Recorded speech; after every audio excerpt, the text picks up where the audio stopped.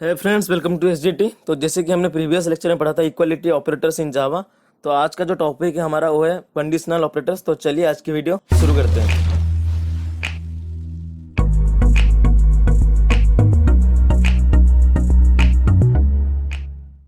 तो चलिए देख लेते हैं कंडीशनल ऑपरेटर होती क्या है। अगर मैं बात करूं कंडीशनल ऑपरेटर की, तो इसका मतलब ये है अगर कोई भी कंडीशन हो उसको हम सेटिस्फाई करने के लिए जिस ऑपरेटर का यूज करते हैं उसको हम कंडीशनल ऑपरेटर बोलते हैं।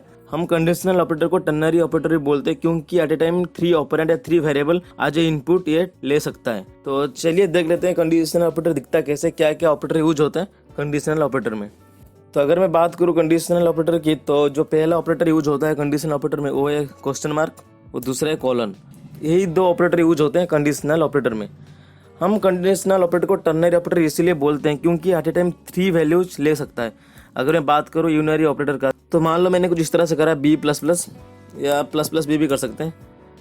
तो यहाँ पर कितने वैल्यूज को हम इंक्रीमेंट कर रहे हैं, हम सिर्फ एक वैल्यू को इंक्रीमेंट करेंगे जो कि बी। जहाँ पर एक वैल्यू इंक्रीमेंट हो रहा है जिसको हम बोलते हैं यूनरी, ये होते हैं यूनरी ऑपरेटर। इसको हम बोलते हैं यूनरी ऑपरेटर क्योंकि यहाँ पर एक की वैल्यू इंक्रीमेंट हो रहा है जो कि बी।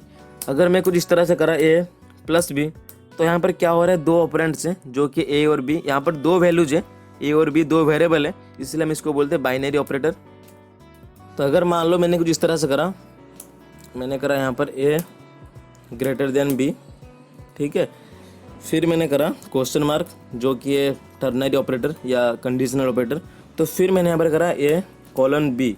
तो यहाँ पर आप देख पा रहे हो साफ साफ 3 वेरिएबल यूज हो रहे हैं। 3 वेरिएबल क्या क्या है, ये है पहला वेरिएबल जो कि ए ग्रेटर देन बी, इसको मैंने एक ब्रैकेट में रखा ताकि एक वेरिएबल से ट्रीट हो। तो मैंने यहाँ पर करा ए ग्रेटर देन बी, तो ये हो गया पहला वेरिएबल, दूसरा है ए और तीसरा है बी। तो यहाँ पर हम क्या करें, एट ए टाइम 3 वेरिएबल्स ले रहे हैं, तो इसलिए हम इसको टर्नरी ऑपरेटर भी बोलते हैं।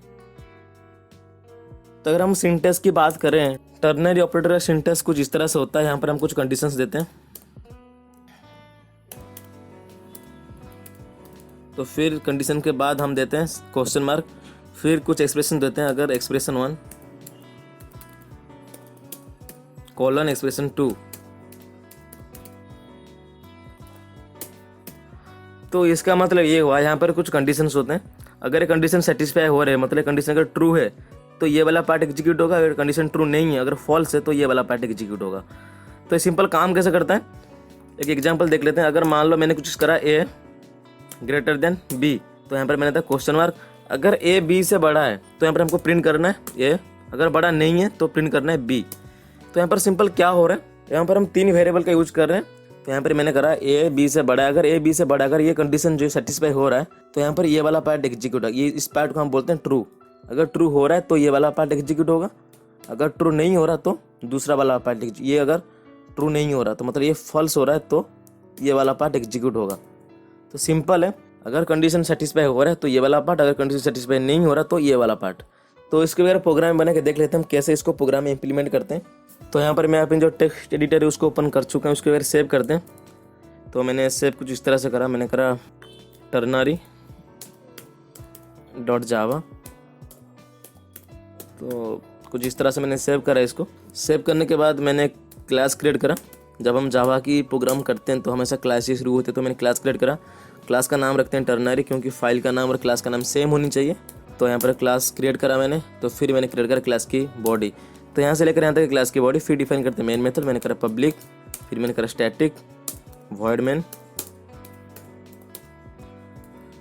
स्ट्रिंग की एरे, जो भी वेरिएबल है वो है args। तो यहाँ पर मैंने क्रिएट करा मेन मेथड, और मेन मेथड की बॉडी यहाँ से लेकर यहाँ तक है। इसके अंदर हम कोड लिखना शुरू करते हैं। हमको इसमें करना है कि हमको सिंपल करना है, यूजर से एक नंबर इनपुट लेना है। मतलब हम यूजर को बोलेंगे कि आपका एज जो है उसको इनपुट करो। अगर आपका एज 18 से ज़्यादा, 18 से ज़्यादा है तो आप वोटिंग के लिए एलिजिबल हो। अगर आपका एज 18 से कम है तो आप एलिजिबल नहीं हो। तो इसको हम इम्प्लीमेंट करेंगे कंडीशनल ऑपरेटर की मदद से। तो मैंने यहाँ पर क्या करा, मैं यहाँ पर एक मैसेज शो कर रहा हूँ, system dot out dot print L N. तो यहाँ पर यूज़र को बोलते हैं कि एंटर योर एज। यूज़र अपना जो एज होगा उसको एंटर करेगा। तो ये एक मैसेज है जो कि कंसोल पे शो होगा, एंटर योर एज। तो यूज़र जो है अपना एज एंटर करेगा। किसकी मदद से एंटर करेगा, स्कैनर क्लास से जावा की लाइब्रेरी में। इसको हम इंपोर्ट करते हैं ताकि यूज़र जो है अपने इनपुट एंटर कर पाए। तो मैंने करा import Java dot यूटिल dot scanner. तो ये जो स्कैनर एक क्लास है, तो ये अवेलेबल है जावा डॉट यूटिल पैकेज में। तो हम स्कैनर क्लास को इसीलिए इंपोर्ट करते हैं ताकि हम यूजर से इनपुट ले पाएँ। तो मैंने यहाँ पर करा जावा डॉट यूटिल स्कैनर। तो ये जो स्कैनर क्लास इंपोर्ट हो चुका है, तो एक बार इसका ऑब्जेक्ट बनाते हैं ताकि हम इसको एक्सेस कर पाएँ। तो मैंने यहाँ पर स्कैनर SC, ऑब्जेक्ट की रेफरेंस SC, फिर करा मैंने न्यू स्कैनर। न्यू कीवर्ड की मदद से हमसे ऑब्जेक्ट क्रिएट होती है तो स्कैनर। फिर हम सिस्टम से वैल्यू ले सकते हैं या कीबोर्ड से वैल्यू लेने के लिए मैंने यहाँ पर करा system.in। तो यहाँ पर स्कैनर क्लास की ऑब्जेक्ट बन चुकी है। फिर हम करते हैं क्या, यूजर से वैल्यू लेते हैं। तो मैंने यहाँ पर करा int age, क्योंकि यूजर जो भी एज एंटर करेगा वो इंटीजर टाइप का होगा। तो मैंने करा int age equal to object की reference SC dot next int. Next int एक फंक्शन है जिसकी मदद से हम इंटीग्रल वैल्यू को इनपुट के हिसाब से ले सकते हैं, और SC जो है ऑब्जेक्ट की रेफरेंस है। तो इतनी कोड की मदद से हम यूजर से इनपुट ले सकते हैं। तो यहाँ पर मान लो मैंने कुछ इस तरह से करा स्ट्रिंग S इक्वल टू, मैंने यहाँ पर स्ट्रिंग क्यों लिया उसको मैं बाद में एक्सप्लेन करूँगा ताकि आपको अच्छे समझ आ जाए। फिलहाल जान लीजिए मैंने यहाँ पर स्ट्रिंग लिया, स्ट्रिंग S इक्वल टू, अगर आपकी जो एज है यहाँ पर यूजर जो भी एज एंटर करेगा वहाँ पे यहाँ पर स्टोर होगा। अगर यूजर की एज 18 से ज़्यादा हुआ, मतलब अगर यूजर की एज 18 से ज़्यादा हुआ, हमने कुछ इस तरह से करा एज ग्रेटर देन 18 या ग्रेटर देन इक्वल टू 18 करते हैं कि 18 या 18 से ज़्यादा। तो हम एज ग्रेटर देन 18 करते हैं ताकि 18 और 18 प्लस। तो मैंने यहाँ पर करा age greater than equal to 18। अगर जो एज है 18 से ज़्यादा है तो हम यहाँ पर कंडीशनल ऑपरेटर उसको अप्लाई करते हैं। तो मैंने यहाँ पर बताया था आपको, जब हम कोई भी कंडीशन देते हैं उसके बाद हम क्वेश्चन मार्क सिंबल देते हैं ताकि ये कंडीशन के हिसाब से ट्रीट करी जाए। तो यहाँ पर मैंने इसको कंडीशन बनाया, अगर जो एज है 18 से ज़्यादा या 18 हो तो हम यहाँ पर क्या करेंगे, एलिजिबल फॉर वोटर, कि आप वोट के लिए एलिजिबल हो। तो मैंने यहाँ पर करा एलिजिबल फॉर वोट, कि जो भी यूजर है अगर 18 से ज़्यादा हुआ उसका एज तो ये एलिजिबल है वोट देने के लिए। अगर नहीं है तो ये दूसरा पार्ट एग्जीक्यूट होगा। तो मैंने कुछ इस तरह से करा नॉट एलिजिबल फॉर वोट। तो यहाँ पर हम सिंपल इसको प्रिंट करते हैं। मैंने करा system dot out dot print LN, हम प्रिंट सिंपल करते हैं एस को, क्योंकि जो भी रिजल्ट आएगा निकल के तो यहाँ पे एस पे स्टोर होगा, तो हम सिंपल एस को प्रिंट करते हैं। तो यहाँ पर बात कर लेते हैं यहाँ पर स्ट्रिंग क्यों लिया, क्योंकि हमको जो आउटपुट शो करवाना था eligible for vote, not eligible for vote, तो ये स्ट्रिंग के हिसाब से, तो इसीलिए हम यहाँ पर स्ट्रिंग लिया। अगर इंट के हिसाब से होता तो हम इंट लेते हैं। तो क्योंकि मेरे को स्ट्रिंग के हिसाब से शो करवाना था, क्योंकि eligible for vote it's a collection of characters है, ELIGIBLE जो भी है, तो ये कैरेक्टर की कलेक्शन है। तो इसलिए हमको स्ट्रिंग के हिसाब से इसको शो करवाना था। तो इसलिए मैंने करा string S equal to age greater than equal to 18, तो एलिजिबल फॉर वोट है, अगर नहीं है तो नॉट एलिजिबल फॉर वोट है। तो इसका मतलब ये हुआ, अगर ये कंडीशन सेटिस्फाई हो रहा है, अगर यूजर जो भी अपना एज एंटर करेगा, इनपुट देगा, अगर वो एज 18 से ज़्यादा है या 18 ही है, तो यहाँ पर क्या होगा, ये वाला पार्ट एग्जीक्यूट होगा। अगर यूजर ने कुछ एज एंटर करा जो कि 18 से कम है, 18 से कम है, तो ये वाला पार्ट एग्जीक्यूट होगा। तो इसको हम बोलते हैं फॉल्स वाला पार्ट, इसको बोलते हैं ट्रू वाला पार्ट। अगर कंडीशन ट्रू है तो ये वाला पार्ट, अगर कंडीशन ट्रू नहीं है तो ये वाला पार्ट। तो एक सिंपल सा प्रोग्राम था छोटा सा, इसको एक बार सेव करते हैं। तो सेव करने के बाद CMD ओपन करते हैं। तो मैंने यहाँ पर करा CMD ओपन हो चुका है। एक बार कंपाइल करते हैं इसको, जावा सी, जो भी फाइल का नाम है वो टर्नरी डॉट जावा।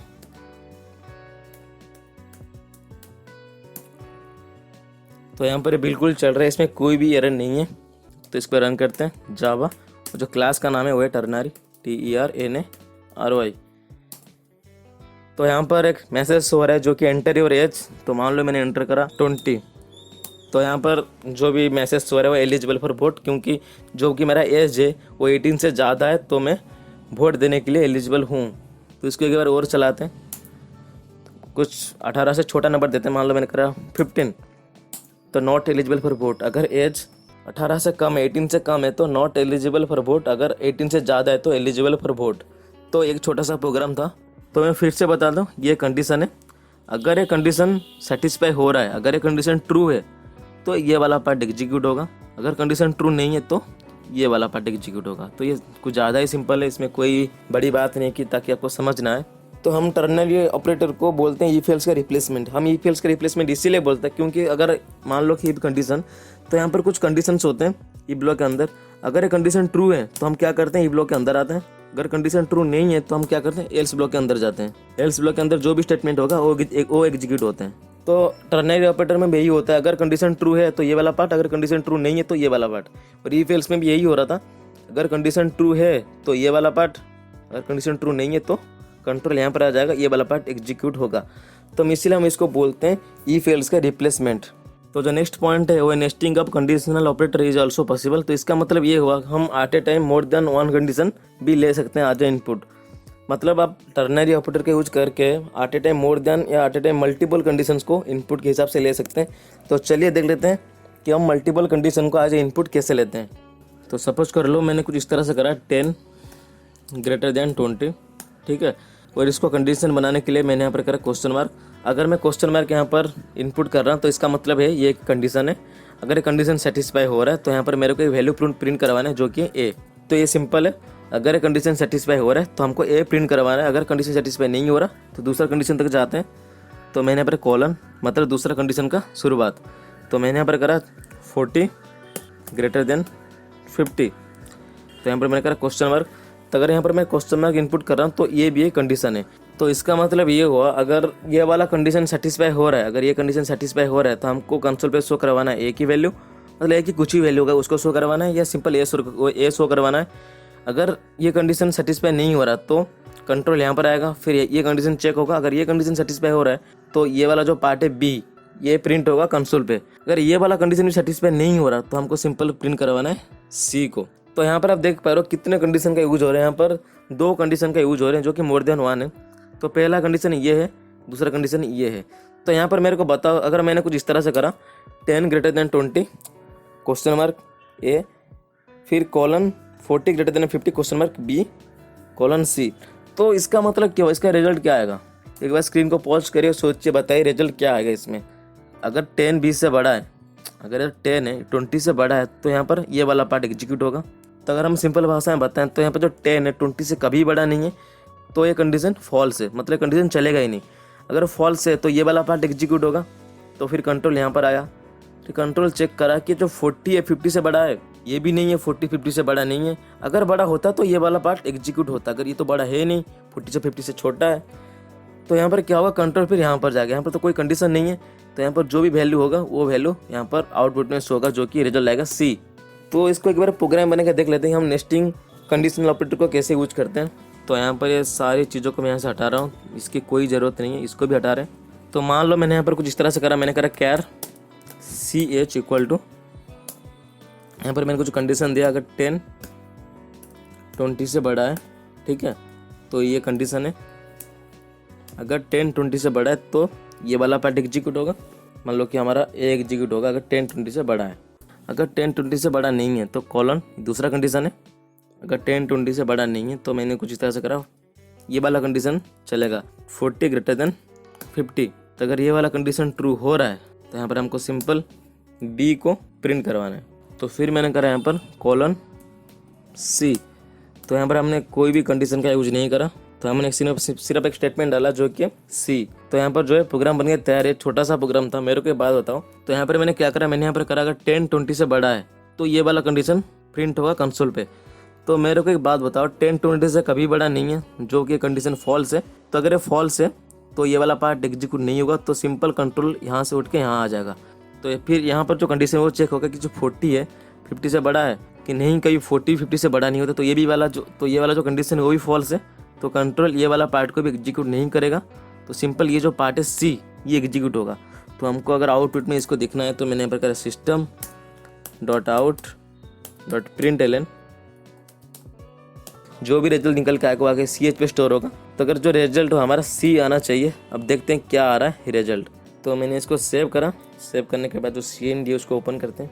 तो इसको एक बार कंपाइल करते हैं, तो ये कंपाइल हो रहा है, इसमें कोई भी एरर नहीं है। रन भी करते हैं तो जो भी आउटपुट है वो सी ही शो कर रहा है, मतलब हमने जो सोचा था वही आउटपुट यहाँ पर शो हो रहा है।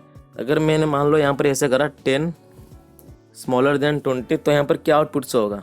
तो यहाँ पर सिंपल भाषा में बताएं तो अगर ये वाला कंडीशन ट्रू है तो ये वाला पार्ट एग्जीक्यूट होगा, अगर ये वाला कंडीशन ट्रू नहीं है तो ये वाला पार्ट एग्जीक्यूट होगा। तो सिंपल ये जो कंडीशन है ये ट्रू है, सेटिस्फाई हो रहा है, क्योंकि जो 10 है वो 20 से छोटा है। ये जो भी कंडीशन हमने डाल रखी है वो सही है, एक सेटिस्फाई हो रहा है, तभी यहाँ पर जो आउटपुट है वो यही शो करना चाहिए। तो देखते हैं आउटपुट क्या शो कर रहा है। तो फिर से इसको सेव करते हैं। तो सेव करने के बाद इसको कंपाइल करा, रन भी करते हैं, तो आउटपुट सिंपल ए ही शो हो रहा है। तो क्योंकि वो जो कंडीशन था 10 जो है 20 से छोटा है तो सेटिस्फाई हो रहा था, तो यहाँ पर आउटपुट के हिसाब से ए ही शो हो रहा है। तो मान लो मैंने कुछ इस तरह से करा, इसको ऐसे रहने देते हैं। तो मैंने यहाँ पर करा 40 स्मॉलर देन 50, तो यहाँ पर जो आउटपुट है वो बी होना जरूरी है, क्योंकि यहाँ पर जो कंडीशन है, ये वाला जो कंडीशन है फॉल्स है, तो ये वाला पार्ट एग्जीक्यूट नहीं होगा। तो फिर कंट्रोल यहाँ पे आएगा, तो अगर ये वाला कंडीशन ट्रू हो रहा है तो ये वाला पार्ट एग्जीक्यूट होगा। तो ये वाला जो पार्ट है कंडीशन का ये सेटिस्फाई हो रहा है, क्योंकि जो 40 और 50 से छोटा है ये, तो सेटिस्फाई हो रहा है। तो जो आउटपुट है वो बी होना चाहिए। इसको एक बार सेव करते हैं।